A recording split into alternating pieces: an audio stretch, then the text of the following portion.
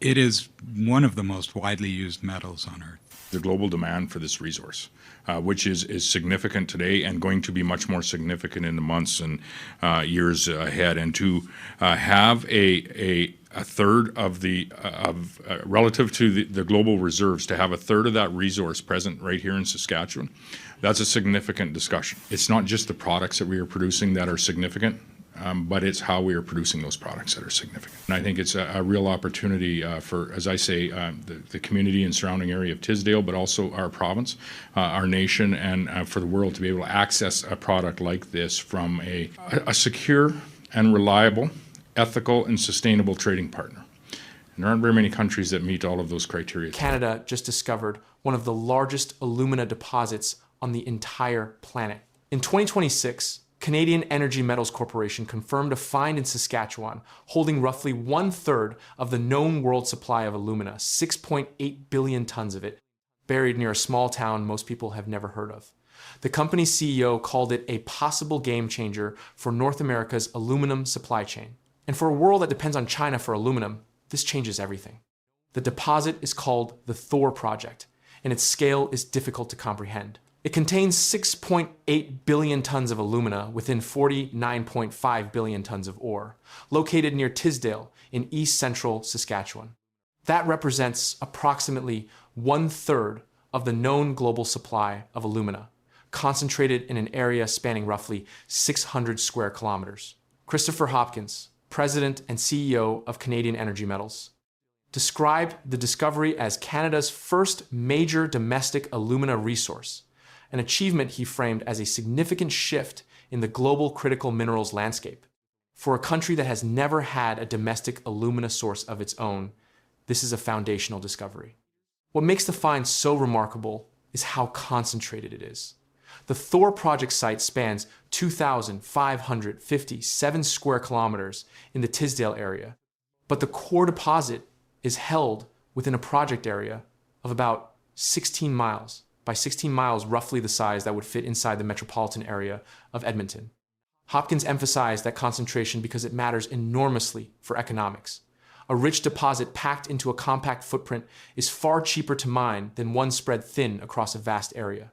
In total, the discovery contains around 50 billion tons of critical minerals, including close to 7 billion tons of alumina plus scandium and vanadium, two minerals essential to advanced alloy production used in aerospace and defense. There is a geological twist that sets this deposit apart from nearly every other alumina source on Earth. Most of the world's alumina comes from bauxite, the reddish ore mined in tropical regions. The ore at Tisdale is not bauxite, it is polymetallic black shale, a fundamentally different material. The preliminary economic assessment found the resource sitting between 20 and 50 meters below the surface in areas already drilled, though the deposits dip deeper to the west and south.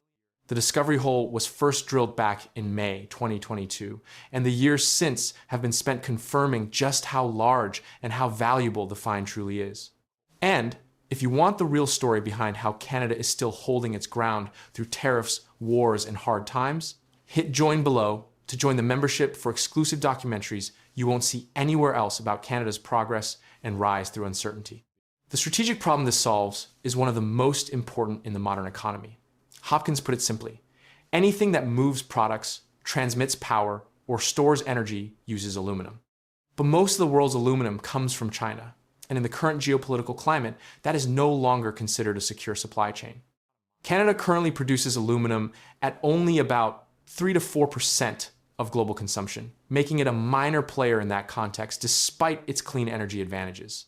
A massive domestic alumina resource changes that equation entirely, giving North America a secure, non-Chinese source of the raw material that feeds the entire aluminum industry. The economics outlined in the preliminary economic assessment are staggering. Prepared by two leading engineering firms, the assessment modeled an internal rate of return of 72% after tax, with a net present value of cash flows at $72.3 billion US dollars, discounted at 10% after tax. Hopkins stated the potential cash flows are very large, identifying the net present value of the conceptual project at roughly $70 billion over a 25-year period. Those are the kind of numbers that reshaped not just a company, but an entire regional economy, comparable in scale to the largest resource projects anywhere in the country. The financial model rests on specific assumptions. Initial capital expenditure is estimated at $6.3 billion US dollars, with operating costs of roughly $1.6 billion per year. The price assumptions are $5,000 per ton for chemical-grade alumina and $25,000 per ton for high-purity alumina, the premium product used in specialized applications.